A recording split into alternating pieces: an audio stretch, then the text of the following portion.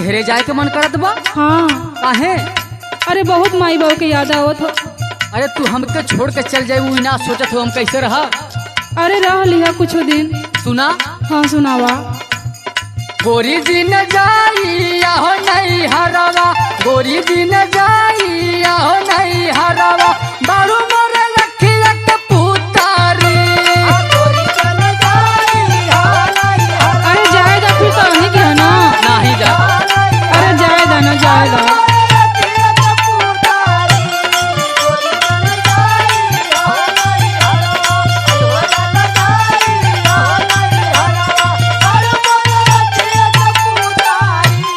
राजा हमके जाए दहो नहीं हरवा, राजा हमके जाए दहो नहीं हरवा, कानी माई बाबू के दुलारी।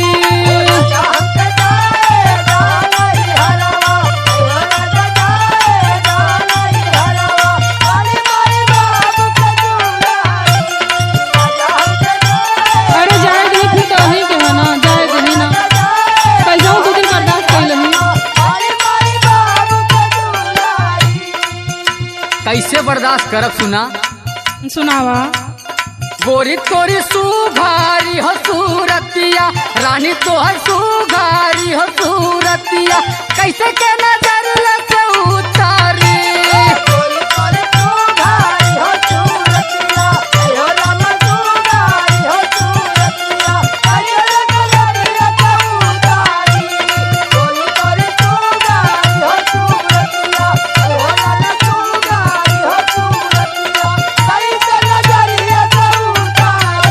सुना, हमके पता बा कि तू हमरा से बहुत प्यार करेला।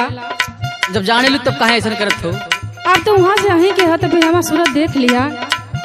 जब हमको छोड़ के चला जाबू तब 4 समोसा फुल्की के लेके आए बोला। आप बतावा, थोड़ा बर्दाश्त ना कर सकेला? करही पड़ी। सैया मोरे मांगिया के से नुरवा, सैया मोरे